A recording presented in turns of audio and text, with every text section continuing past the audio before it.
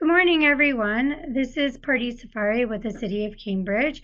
I just want to welcome folks to today's webinar. Clemencia will be our instructor today, and I'll hand it over to Clemencia to introduce herself and get the webinar started.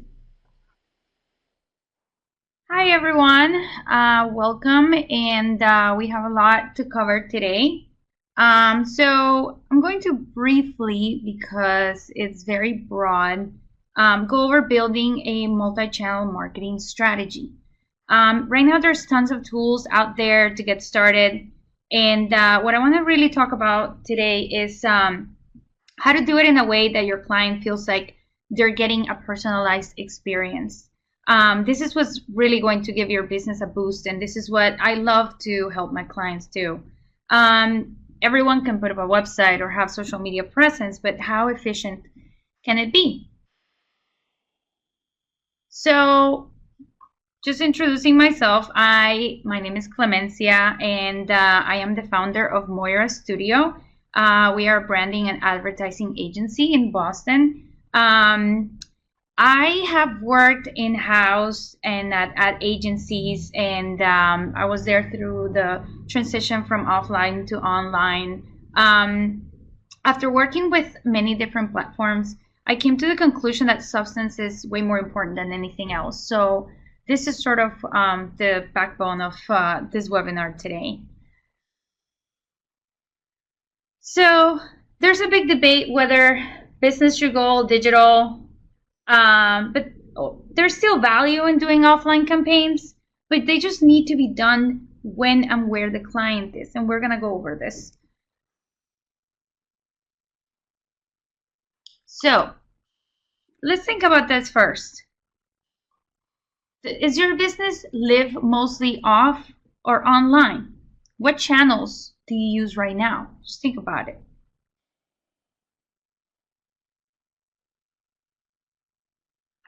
Also think about what kind of service do you provide? What kind of product do you provide? What kind of industry are you in right now?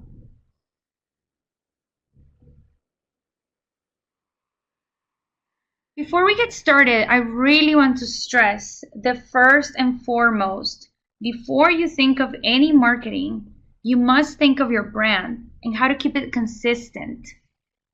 There's so many channels out there. You need to really make them all look like and feel like they come from your brand, your values, and your voice. This is how you build brand equity. This is how you build loyalty and more clients. Because when you have a strong brand, you have the foundation from where all the marketing comes from. This is a high priority of business strategy. When you have a strong brand, you can then have the confidence to develop strong partnerships, strong marketing strategies, campaigns, social media presence, the right events, and other media presence. So if you haven't already, I strongly suggest that you take a look at my other webinar, How to Build a Brand Online, which is also through the City of Cambridge. And do those exercises as well, because those two will really help you. That one will really help you get the foundation, and then this one will really help you launch it. So nowadays, customers are a little bit more complex, and they're harder to please. 70% of buying experiences are based on how customers feel they're being treated. The customers now are always on different channels. They're on their phone, they're watching TV, many different things. And they want to interact with brands in their own terms. They have short attention span, unfortunately, right now. So how can we reach out to them? Everything that you do or your business cares about might not be what your clients care about. And this is kind of hard to swallow, but it's true. Learning how to use each channel is purely technical knowledge. Resonating with the audience is really a different thing. For example, one of our clients is a nonprofit, And they care about donations, of course. But their donors care about what those donations are really doing. So what we're doing is we're using their digital channels to show the impact of their work. And then people, when they see the donations in action, then they donate in turn. This is how we can have some of what they care about and some of what their audience cares about kind of meet.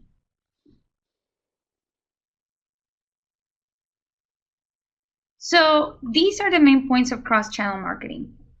First, you got to make sure that your prospects see you by being strategic about when and where. Then you make sure that all your campaigns are measurable in some form, and we'll get into that later. Then you make this experience personalized for them. Not necessarily each one of your clients, but you do want to make sure that you personalize it to your audience, the one that you really want to talk to. And then there's the optimization. Adjustment is a huge key. Once the campaign is out and you measure it, make sure that it's working and then adjust accordingly.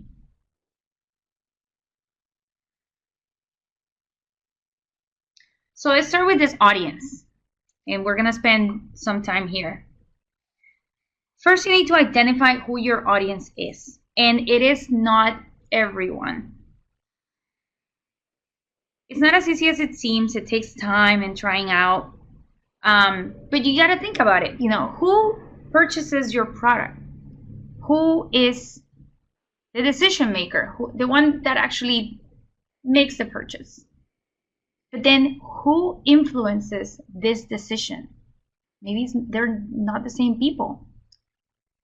So for example, Disney merchandising, or any kind of children merchandising for that matter, it's purchased by the parents. But are the parents the decision makers here? Who is influencing this decision? Obviously, it's the children. So this is why all this merchandising is very colorful and is always targeted to the children, because they are the ones that will ask the parents to buy it for them.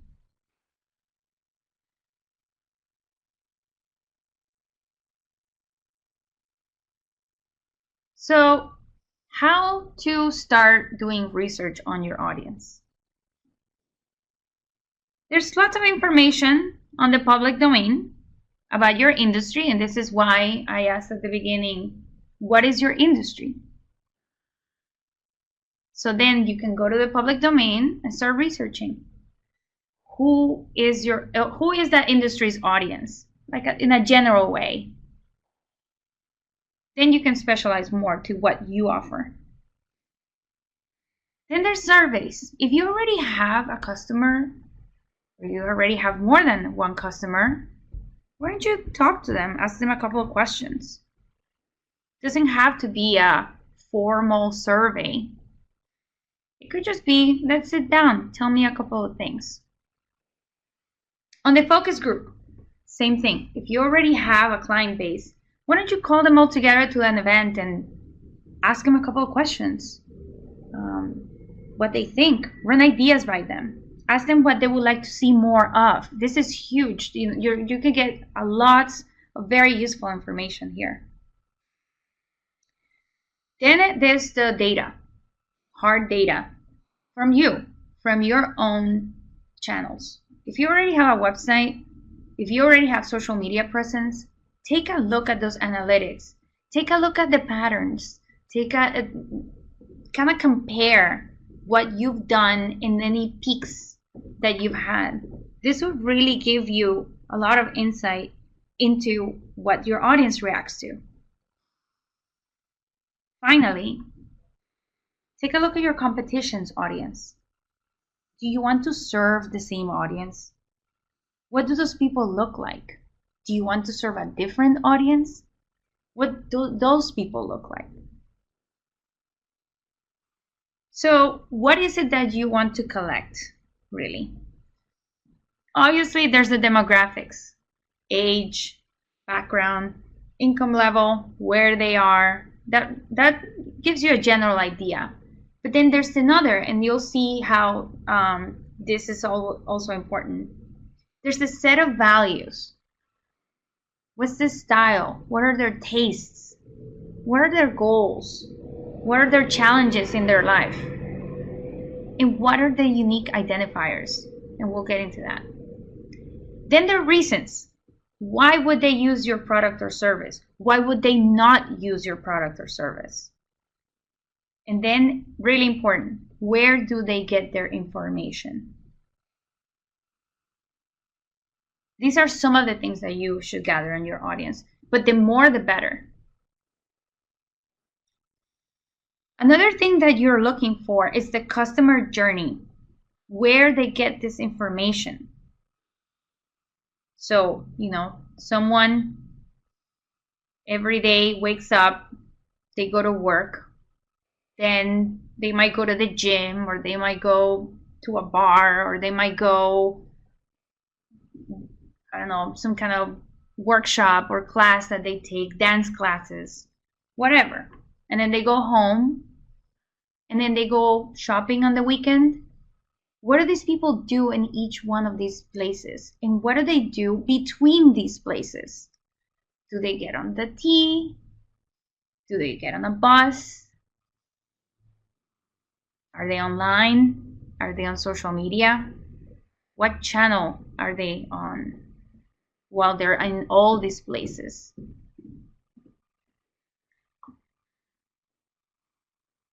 Really get into their heads and think about this. Think about your customer on a day-to-day. Like, what do they do on a Tuesday and on a Saturday? So this is an example of a target audience that we found for a client of ours that is a local real estate agency. If you look at it, this kind of sums up people that work in tech, education, finance. See that we actually specify it has to be couples. But it's obviously this is not the audience for every single real estate agency. This is just for them. They're very family oriented, so we're looking for couples for them. There's some other identifiers that are important as well. They're data driven. This audience is data driven because these real estate agents are also very data driven. So they have to find people that match with their interests. These people don't make decisions based on emotions. We want to find people that are very data driven, just as they are. This is a very different target audience that we found with another client that is a local preschool. Now, these people are younger, they have lower income, they're looking for a cost-efficient bilingual education for their children. They have different challenges. They're also so busy that they can't really have time to be on social media, to be reading things. So here's the challenge. How do we reach out to them if they aren't really looking at many things?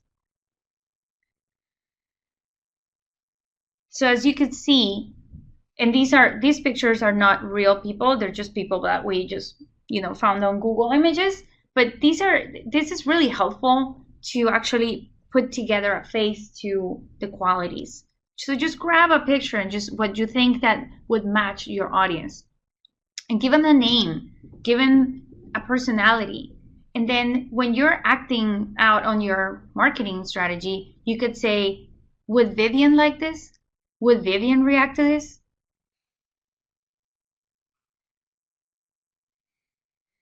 So think about this. Who purchases your product or service? Think about all the things that we just talked about: demographic, values, identifiers, what their challenges are, etc.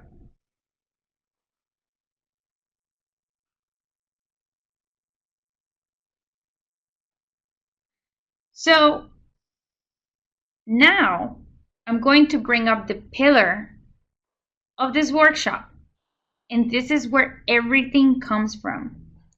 Some of you may be familiar with this funnel, and it's very important that you keep this in mind. because this is the process your customers go through with your service or product. This will help you decide which channels that you're going to use for your multi-channel marketing strategy. Again, every single business funnel is different, and every single channel's funnel is different as well. Because you need to keep the audience as a number one priority, we need to think about where does your audience go for each one of this? And we're going to get into each one of these at length.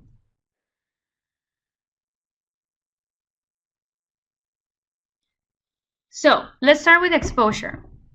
Where does your audience become aware of your product or service? Exposure is really somebody out there, your customer, your potential customer, has no idea about your brand.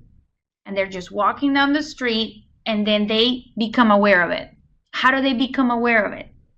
Is it through an ad? Maybe a print ad? Is it a podcast ad? Is it a street ad? Is it word of mouth? Is it that they Google something? Do they read an article? Do they go to an event in which you're speaking? Or do they get to know you through a partnership that you have? I'm going to give you some examples. Paint Night is a local business. It was born in Boston. It started with $7,000 in 2012 and now generates more than $50 million in revenue. Their target audience, 90% women. They don't even bother targeting men. They know their audience very well. Ages 21 through 45. So how did they get started? They got started doing some Groupon ads, selling their tickets there, doing some outreach to bars and saying, hey, do you want to host this paint night? Doing some Facebook ads, and then doing some partnerships with Facebook groups. For example, I'm sure that you guys have heard of Secret Boston, and I'm sure that you guys have seen paint night ads in Secret Boston. Maybe they're not the sponsored ads as you're used to, but they've definitely paid Secret Boston to publish stuff there, or they become partners with them. There's also the user-generated content. Very important, and we're getting to that in the next one. So this is some of the ads. You'll see that that's a Groupon ad that they have, which they still do have it. And then below, that's an Instagram post. So right now, they're saying that people tagging themselves on social media accounts account for 35% of their ticket sales. So this is all user-generated content, and this is why it's so important to have a social media presence. Not only have a social media presence, but also get your customers to engage with your social media. Tag you. Use the hashtags that you have. This is what really gets the word around. You know, somebody just posts that picture and they said, oh, that looks cool. I want to do that too. And then they'll find out more about you. And that's where the next piece of the funnel comes in, which is the discovery. Where does your audience go to find out more information about you? So they just heard about your brand. And then they say, I wanna know more. Where do they go to find out more? Do they go to your website? Maybe they Google your name and then your website comes up. Maybe they go to your social media if you were tagged by someone and they take a look at what you have there. Maybe they go to your website and there's a video that you have up there just showing your product or service. Maybe if they Google, a publication comes up that you're in or that you've written. Maybe, again, they Google you and then the Google reviews come up.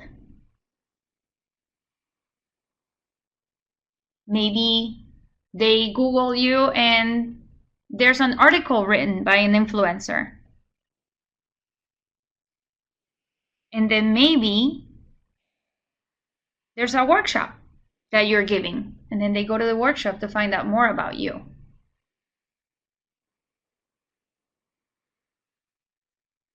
So here's some interesting data. 72% of consumers trust online reviews as much as personal recommendations from real people. 68% of consumers go to social networking sites to read product reviews.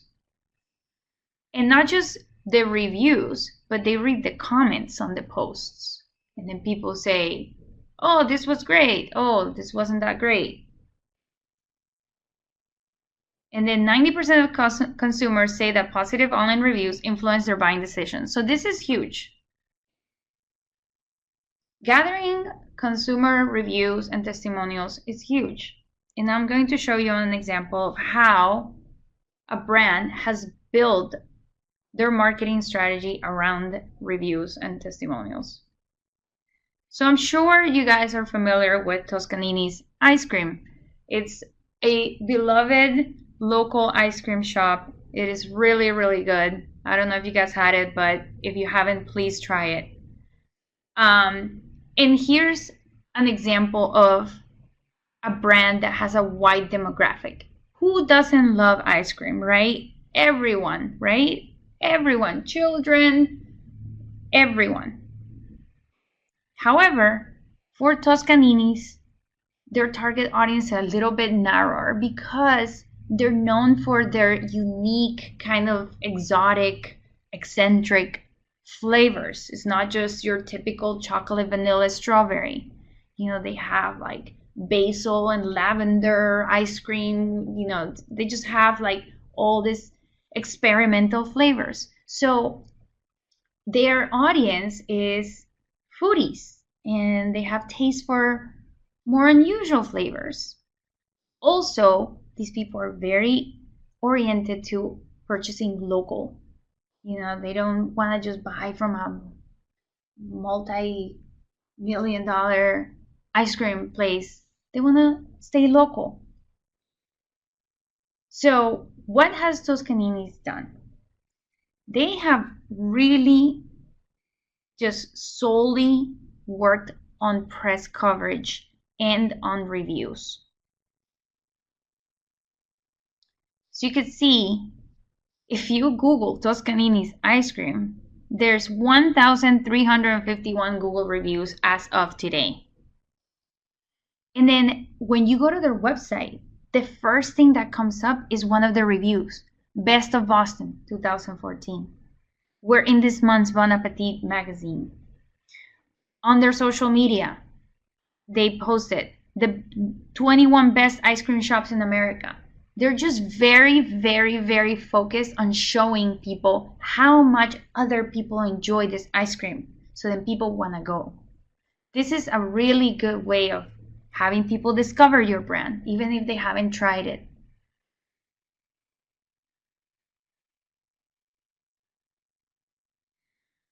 So then there's the next one.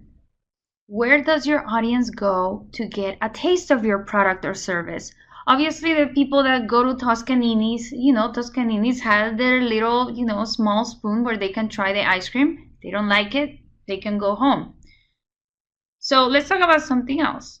What if you're not an ice cream shop? How do people consider your brand now more seriously? They've become aware of it.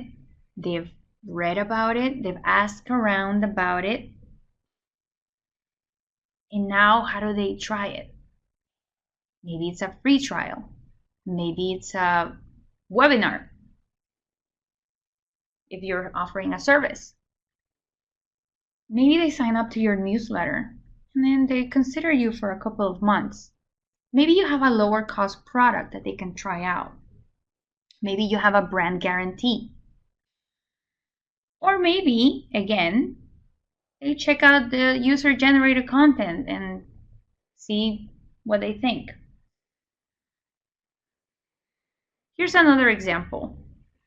Urbanity Dance is a local dance company, and they have classes.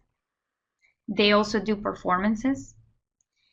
And how is it that they get people to consider their brand? So they have a lot of free jam sessions. They have showcasings to their events, and they're free, so they can just get people excited. They have open houses. They have a great newsletter. They have a lower cost product, which is the drop-in classes, which is, maybe people can't make the commitment to, a full 6-week class, but maybe they just want to try once. So they do offer drop-in classes. They also have a lot of user-generated content. We'll get into that. Strong social media presence. And then there's the partnerships.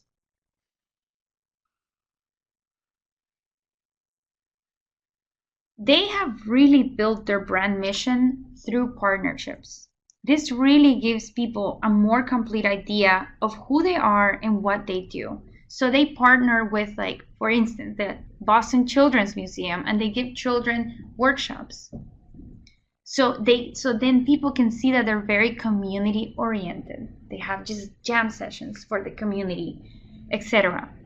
The picture that you see up there with all the girls, this is user generated content. Somebody took a picture of a workshop, they all got in there together, put it on Instagram. They had lots of engagement. And then, as you can see, the Boston Children's Museum posts their events, the Urbanity events, on their calendar, as you can see on the lower left. And that's how people might get to know their brand and try it.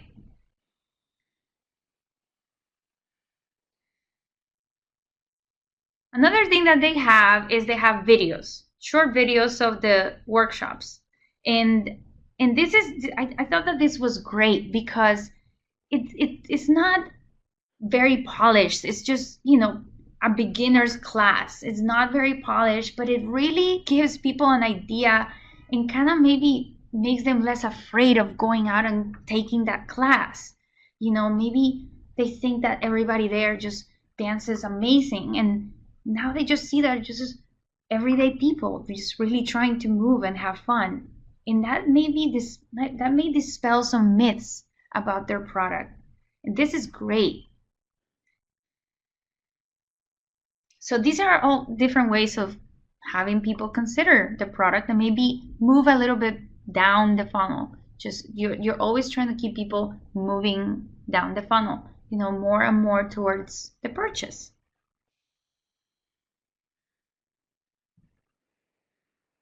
So now we're going to talk about that purchase. People are ready to buy, right? So we need to make sure that the process is seamless and easy for them, right? So think about how your audience purchases a product or service. How do they do that? If you have a service, you give a proposal. How does your proposal look like? If they buy online, how easy it is for them to buy online. If they buy in person, how easy is it for them to buy in person? Or do they buy third party? What do they think about this third party? This is an example. Saxter is a local bike rental company. And in their website, they have their pricing very clear. As you can see here, it says Saxter membership, each ride is $9. You will be charged an additional $9 overtime charge for keeping a bike over 24 hours. And then they have the other option, yearly membership. Membership fee, $49.95 billed annually. Each ride is free. So it's very clear, very upfront and very clear. This is how much this is how much this other thing is. And then they have the call to action, which is the button at the bottom that says join. So this is very quick, easy to understand. very transparent way of showing pricing and then getting people to convert. As you can see, there's several things about this. There's the colors, then there's the free, which is big and bold, emphasizing that the rides are free. So then people are gonna say, okay, for $50, I get a bunch of rides free. If I get the other membership, it's $9. And then what if I go over? It might just be worth more my money to just get the membership, right? So it's just very clear for people to make decisions here. If you don't have the resources to put together your own online shopping experience, you could just list your products in the marketplace. And here are some examples of some marketplaces out there.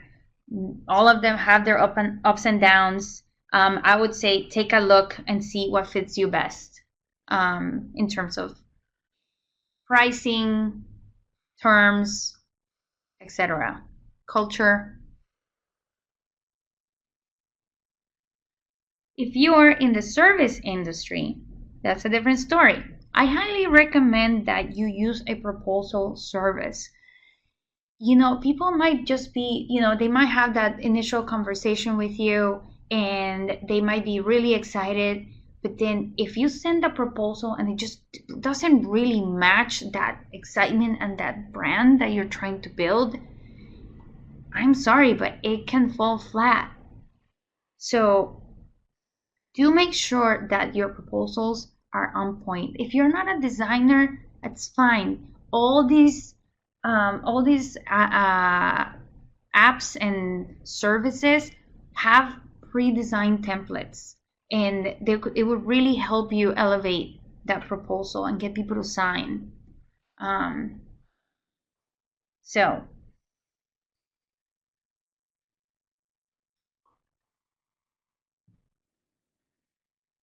next one is the relationship and retention. And this is one of the most important parts, because the best way to make money is to get people that have already given you money give you money again, because they've already been your customers. And what you want to do is to have them become loyal customers.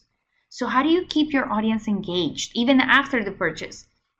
Maybe it's just like touch and go, they just buy it and then you never see them again. How do you keep them coming back to you again?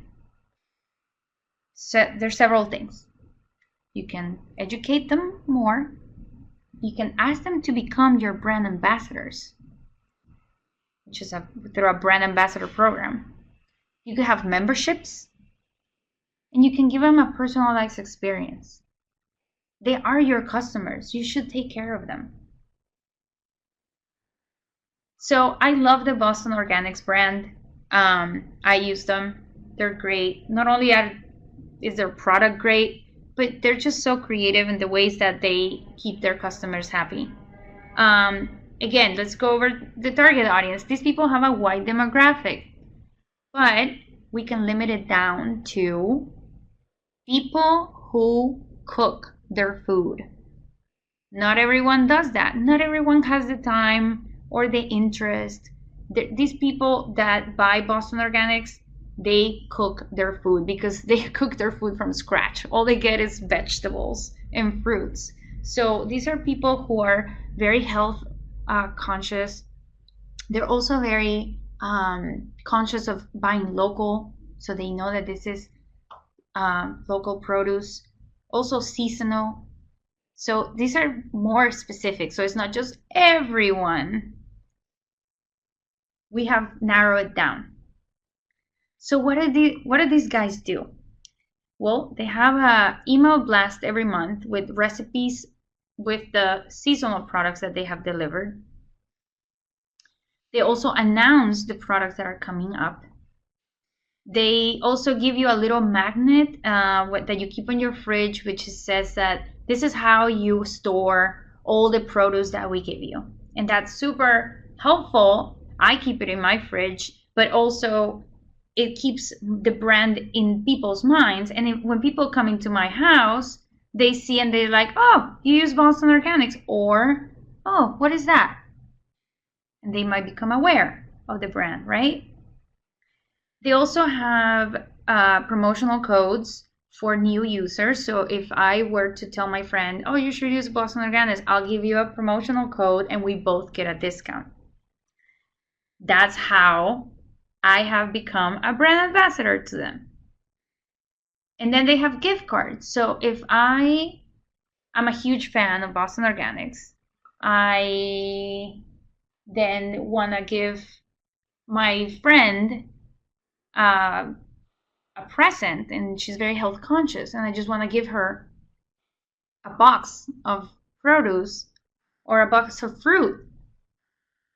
You know, they'll be curious. They'll say, "Oh, what is that? Oh, what's this Boston Organics? This product, this service that I use." Maybe they'll become clients in turn.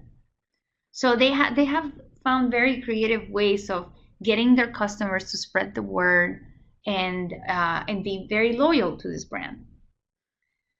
These are some of the things that they do. They have a very strong social media presence and they cross promote there. So, for example, if you see on the upper left, it says, did you know that if we deliver fruit to your office, you can save on home delivery from Boston Organics? So they're actually getting you to buy more from you. So you already get your produce delivered at home, and then you say, oh, I get a discount if I get this delivered to my office. And maybe even if you're not the one that pays for it, you're the one that referred them, so you're going to get the discount anyway. Then they have the gift cards. And on the right, you'll see this is an example of what an email looks like. So that maybe that week they delivered mushrooms, so then they have a recipe on them, how to make some mushrooms with polenta. So these are people that cook, right? So then they're just giving them more and more ideas on how to cook their produce.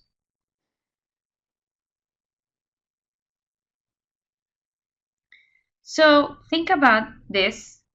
What is your marketing funnel based on all this that we went through? Think about where your audience goes for each one of these steps. And it's very different across industries, products, services.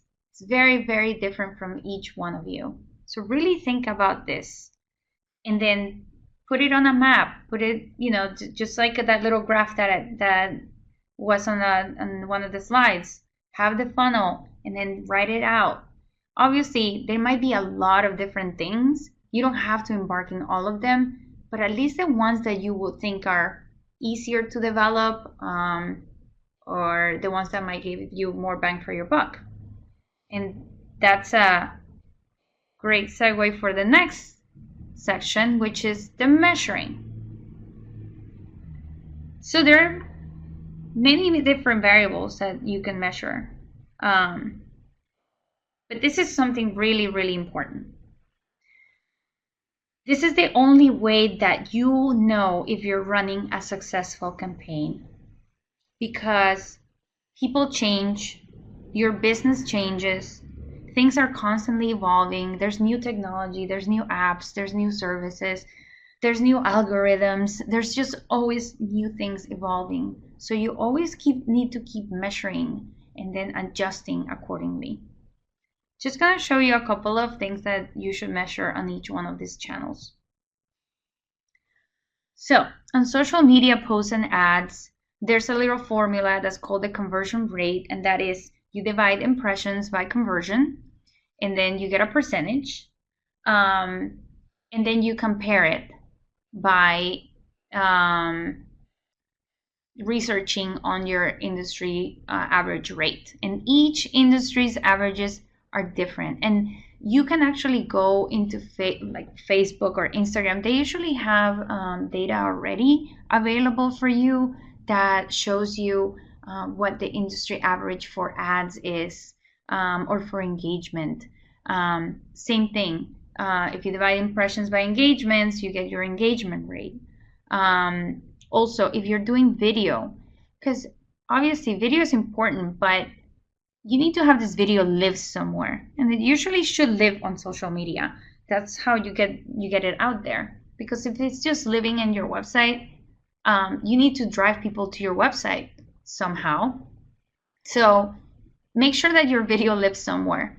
If you have the video living in social media, make sure that you put a setting that it should be people viewing it for more than 5 to 10 seconds. That's how you really know that people are viewing your video. And then they're engaged. Just like people just like scrolling through is not real. It's not a real view.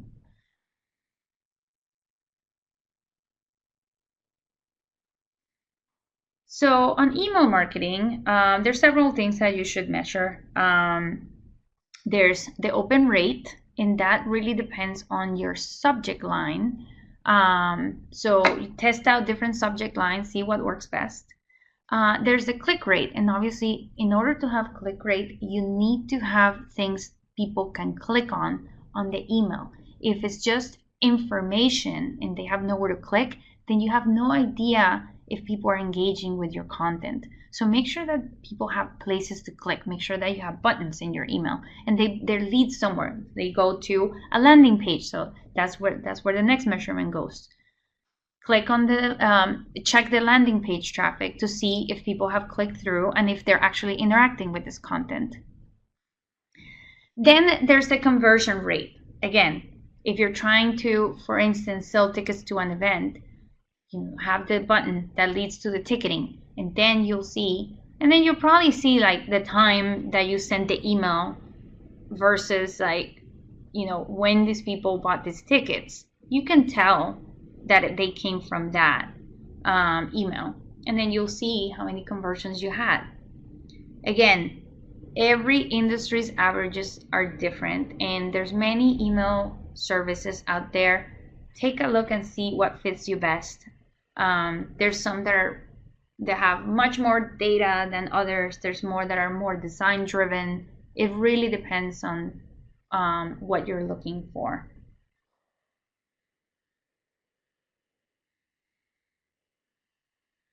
The other is the landing page, and this is where you should take a look at Google Analytics. Google Analytics has a ton of data available for you. Some of the things that I really like looking at are the customer behavior. So on the upper right, you see there's like a funnel, and this is why I mentioned that each channel has its own funnel as well. This is a little funnel of the customer journey through a website. So you send out an email or you put a social media ad, and then people go on to the landing page, which is just the page that you lead them to from that channel. And then you see if they actually went to another piece of content, to another page, they went to the purchase page, they went to etc., the contact page, the about page. And then you can see how they are traveling from one page to the other and where they dropped off. The red bars that are the vertical red bars are basically where people drop off. So you can see if that content is engaging. If it's not, then you should adjust it, change the visual, change the content, change the text, and then test it again. And then there's the click heat maps, which is what you see on the lower right. And this is from a Chrome extension that Google Analytics has. And it has to be your page. Obviously, you can't look at the analytics from other pages that don't belong to you. So you gotta be logged into your Google Analytics, and then you click it, and then you can see percentages of where people are clicking. So if you have buttons, then you can see like 10% people click here, 20% of people click there, and then you can really see what content people is really engaging with. And this is great for adjustment. Like, do I need to make this bigger? Do I need to make this button more noticeable? Sometimes people just don't read it or they don't notice it. So it's something that might be obvious to you. If it's just like a small link and people might not see it and they're not clicking to it, maybe you need to turn that into something more prominent. So this would really give you a lot of insight into what your customers are doing while they're on your website. Then Google Analytics has this great little feature that you can tell it what your goals are. So it could be many different goals. It could be a purchase, obviously, but it also could be going to the contact page and contacting you, filling out a form. It could be watching a video. It could be many, many things that you could just tell Google Analytics what that goal is, and they will quantify it for you. And then every time you log in, they say this many people clicked on this, and this is your goal. They also tell you where these people are coming from, what channels. Are they coming from social media? Are they coming from here, from AdWords, from there? So referral partners, just lots and lots of data that you can gather for your campaigns. Many people ask me, how can I quantify the ROI on a print material, like a flyer or a brochure or a street ad? And it's not as black and white as online, obviously, because in online you have hard data on how many people are clicking, how long people have looked at something. But there is a way that we use to kind of quantify, at least if people are interested on the print material. So there's this service called Bitly, and that's to create short links. And what we do is that when we have a print material, we have a call to action, which is, I don't know, get a ticket here, or get more information here, or watch the video here, whatever it is that you want people to do. And we assign it a unique bit.ly, and you can actually customize what the bit.ly says, so it just doesn't have to be like bit.ly slash 12zwb blah blah blah. You can actually customize it to the name of your campaign or to the name of your brand. And so you put this in the print material, and then you assign it. You know that it's only to that brochure or that flyer or that street ad, and then you'll see, and that's where that lower graph is. That's where you see when people are going into that bit.ly and where they're going. So they will tell you either they're coming from Facebook, which would be, a different bit.ly probably, or they're coming from direct traffic. If they're coming from direct traffic, that means that they're actually typing the bit.ly. And so that way you can see if anyone is actually looking at and engaging with your print material.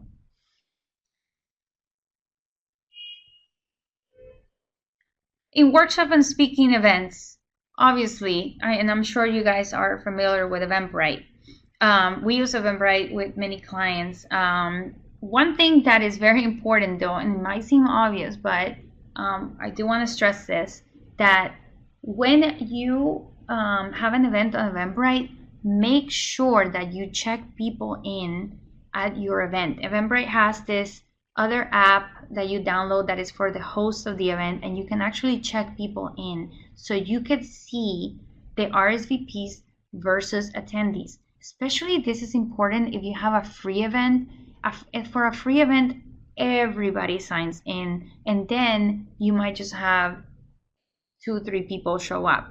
So it's a very different thing. So make sure that you compare this, and then you can download this attendees list, and then you can see, repeat attendees. You can see repeat non-attendees, etc.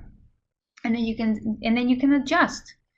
And then when you're done with this event, survey people.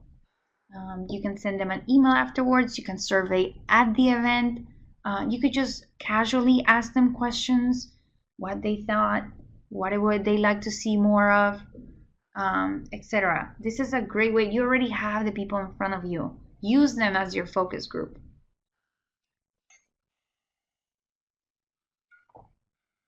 I'm gonna go over very briefly Google AdWords.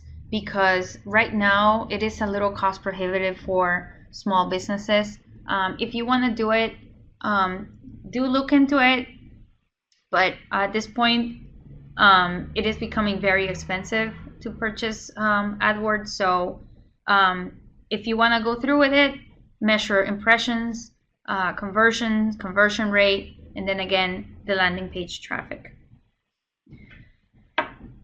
So there are many different variables that you can measure for all of these channels for your multi-channel marketing. The way that I would recommend that you do it is you put it all in an Excel on a table, and then you start putting down, like, how much money you're spending on it, how many impressions you got, what was the conversion, and then you get a conversion rate, and then up on the top you see the ROI, and this is where you start seeing, like, how much I'm spending versus how much I got out of it, and then you can start seeing what is more effective.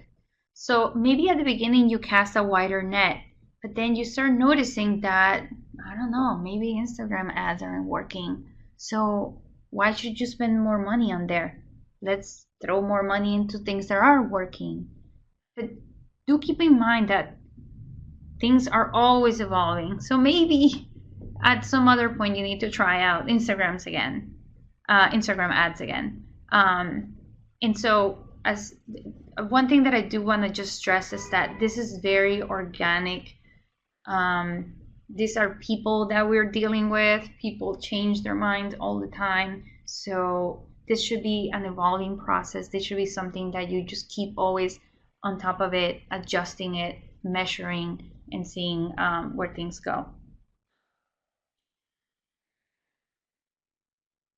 So that is all I have. I hope this was helpful, and I hope that that you do the exercises, and that you have a very successful multi-channel marketing. Thank you.